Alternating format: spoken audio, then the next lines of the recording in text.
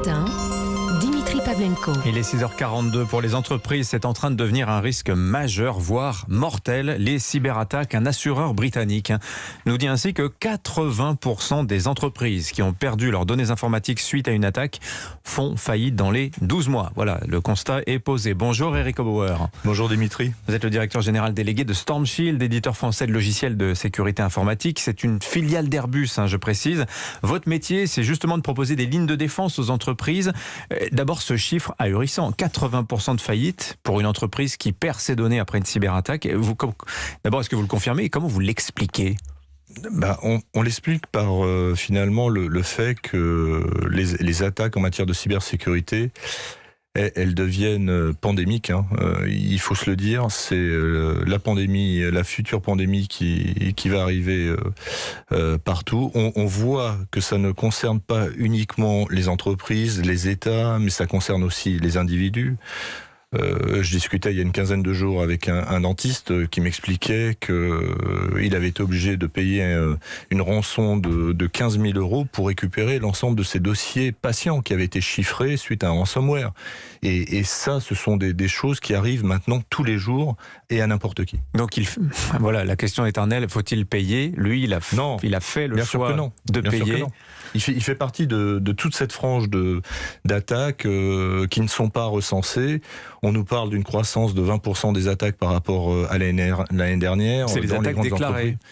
Déclarées, mais le phénomène est beaucoup plus large. Bon, qu'est-ce qu'on risque concrètement quand on est une entreprise ? Qu'est-ce qu'on risque de perdre si on est mal protégé ? Puisqu'encore une fois, ce dentiste doit se mordre les doigts de ne pas avoir pris en compte ce risque cyberattaque.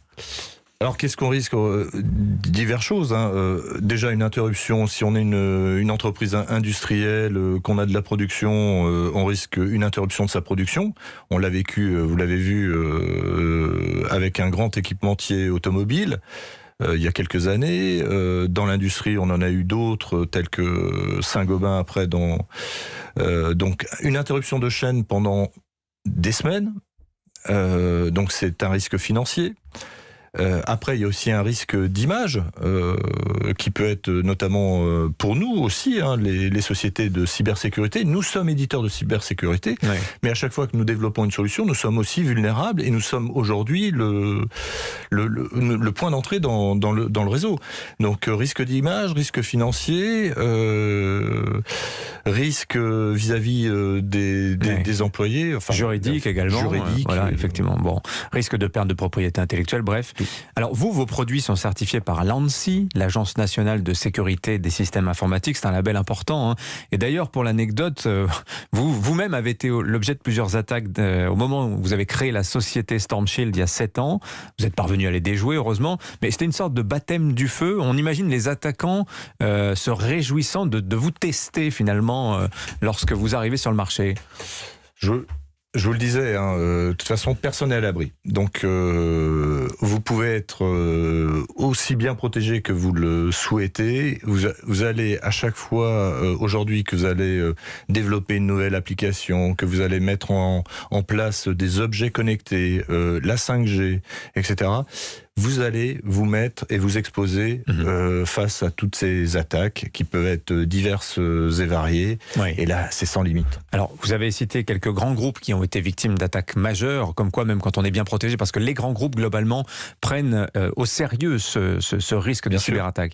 Une petite entreprise, un chef d'entreprise qui nous écoute, qui se dirait « Oui, mais moi, a priori, je ne suis pas très exposé ». Quelle est la part de budget qu'il faut consacrer à sa cyberdéfense aujourd'hui, Eric Bauer ? Alors, on va pas parler en matière de budget. Je pense qu'il y a des choses en matière d'hygiène informatique qui sont les basiques. Il faut revenir aux basiques, avoir les dernières versions de ces logiciels, changer régulièrement les mots de passe, mettre en place des solutions antivirus, détection d'attaques inconnues, etc., etc. Enfin, toutes ces solutions. Enfin, il faut revenir aux basiques. Si vous voulez être bien protégé. Alors, vous êtes aussi un secteur qui marche très bien, compte tenu de la prolifération des attaques, la cybersécurité. Je voyais ce chiffre de 37 000 professionnels en France, mais je vois aussi que vous manquez de bras. Combien de personnes vous manque-t-il aujourd'hui, Eric Bauer, peut-être à l'échelle de votre société StormShield déjà ? Alors, StormShield, il va nous manquer essentiellement des bras en recherche et développement. Enfin, je dis des bras, plutôt des cerveaux en l'occurrence. Il faut des cerveaux bien faits qui sont capables de développer. Alors si je vous disais qu'en période de pandémie, on est passé de 300 à 400 personnes et qu'il nous manque encore 60 à 70 personnes en R&D, vous voyez un petit peu la dimension que ça prend, et on est à l'échelle d'une seule entreprise, sachant qu'on a tous les mêmes besoins, et en Europe, on estime à un peu plus d'un demi-million le nombre de ressources qui sont manquantes dans ce domaine-là. Donc, il faut revenir à la source. On essaye, nous, de développer des filières en amont dans les écoles. On va fournir dans les écoles du matériel, un cursus de développement pour toucher et sensibiliser les étudiants dès le début à nos technologies pour pouvoir après... dans les écoles, à quel niveau ? Les écoles d'ingénieurs, bac plus 2. Vous essayez de les orienter dès le début de leur cursus. Exactement. Oui. C'est plus facile. Parce qu'il y a des carrières à faire aujourd'hui, qu'il manque beaucoup de monde. Oui. Ouais. Très concrètement. Et alors, je vois aussi qu'on change d'approche.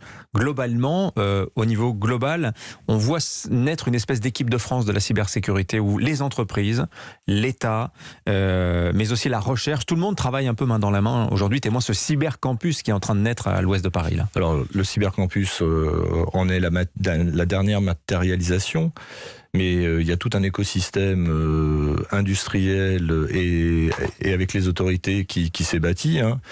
On pourrait parler de cybermalveillance pour sensibiliser le grand public à toutes ces problématiques d'attaque.